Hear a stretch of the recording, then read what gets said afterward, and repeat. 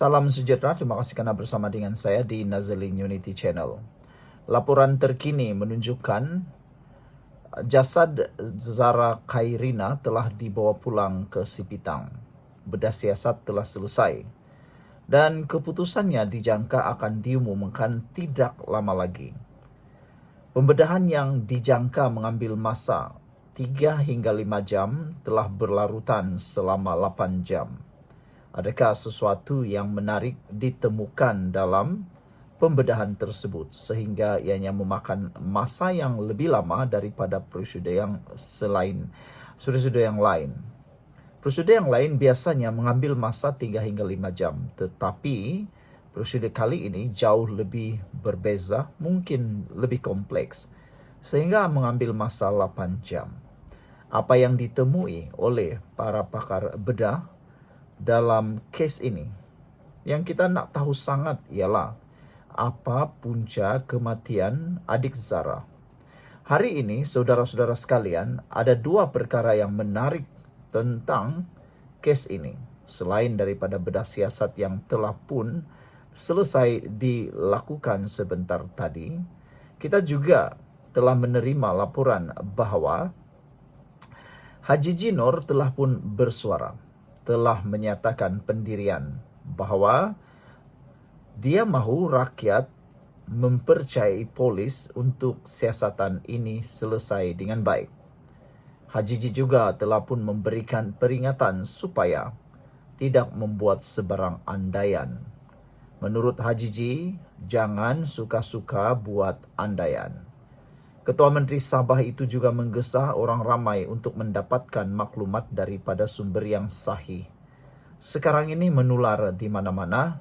Sumber yang tidak sahih mudah diperoleh di TikTok, di Facebook, di YouTube, di Instagram, di Twitter X, di mana-mana semuanya tersebar, sehingga kan MC telah memanggil admin kepada sebuah laman Facebook yang telah didapati menyebarkan fakta palsu dan perkara-perkara fitnah di dalam hantaran beliau.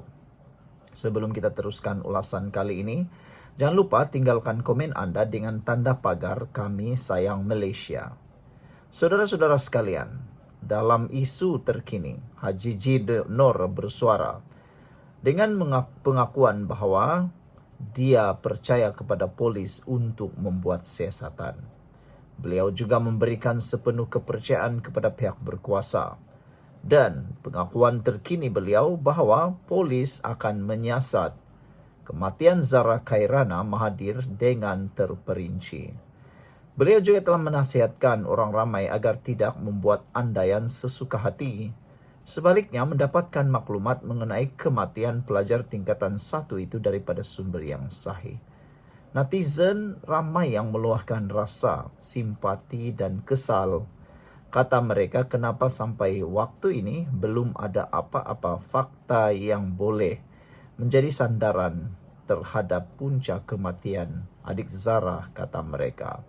Dan selain daripada pengakuan daripada Ketua Menteri Sabah Haji Jinor, satu lagi pengakuan juga telah diambil, iaitu berkait dengan dakwaan kononnya ada seorang anak menteri kononnya terlibat, tetapi itu juga telah pun dinafikan dan bersifat fitnah. Ketua Datuk Dr. Arifin Muhammad Arif yang merupakan Menteri Sains, Teknologi dan Inovasi Sabah telah pun tampil menafikan dakwaan bahawa anak perempuannya terlibat dalam kematian Zara Khairina Mahathir. Beliau menafikannya berikutan hantaran media sosial yang mendakwa seorang pelajar bernama Farisha ialah anaknya turut terlibat dalam kejadian tersebut. Kata Arifin, saya tidak mempunyai anak dengan nama itu dan tiada anak yang belajar di sekolah tersebut, kata beliau lagi. Zara ditemui dalam keadaan tidak sedar diri setelah didakwa terjatuh dari bangunan sekolahnya di Papar. Disahkan meninggal dunia esok harinya di Hospital Queen Elizabeth yang pertama. Saudara, pada jam 9 malam ini atau menghampiri 10, bedah siasat Zara Khairina telah dilaporkan selesai. Proses bedah siasat jasad Zara Khairina Mahathir selesai selepas kira-kira 8 jam prosedur dijalankan. Perkara itu dimaklumkan peguam keluarga Shahlan Jufri yang menyaksikan proses bedah siasat atas permintaan keluarga Zara Khairina. Bedah siasat bermula kira-kira jam 11 pagi tadi dan selesai sebelum jam 8 malam tadi. Jasad remaja berusia 13 tahun itu dijangka dibawa ke tanah perkuburan Islam Tanjung Ubi di Sipitang. Pelajar tingkatan 1 Sekolah Menengah Kebangsaan Agama Tun Datu Mustafa di Papar itu dilaporkan terjatuh dari tingkat 3 bangunan asrama. Penggalian semula kubur Zara Khairina di tanah perkuburan Islam Tanjung Ubi semalam mengambil masa lebih 1 jam sebelum selesai pada jam 7.31 malam selepas dimulakan pada jam 6.04 petang. Sekian untuk kali ini. Jangan lupa tinggalkan komen Anda. Terjumpa lagi. Bye-bye. Salam sejahtera. Terima kasih karena bersama dengan saya di Nazilin Unity Channel. Sepanjang hari ini kita digemparkan dengan satu kes, yaitu bedah siasat kes kematian Zara. Kes kematian Zara mendapat liputan yang sangat meluas dalam rakyat Malaysia. Hari ini di Labuan, di Sipitang, ada himpunan Solidariti. Bahkan sepanjang hari ini, awal pagi, penduduk dan rakyat sudah mula berkumpul di Hospital Queen Elizabeth I. Semuanya nak tahu apa proses yang seterusnya dan apa keputusan untuk bedah siasat tersebut. Kita nak tahu, kata mereka, apa punca sebenar kematian Zara. Namun demikian, keputusan bedah siasat itu akhirnya hampir kita ketahui. Sehingga jam 8.27 malam ini adalah kemas kini terkini apa yang telah dilaporkan berkait dengan bedah siasat kes kematian Zara. Proses semasa beberapa doktor forensik hari ini, yaitu pakar daripada forensik, termasuk Dr. J.C. Hui dan Dr. Khairul Anwar dari Hospital Sultan Idris Shah Serdang, telah terlibat dalam bedah siasat di Hospital Queen Elizabeth I, Kota Kinabalu. Proses ini dijangka mengambil masa antara 4 hingga 5 jam.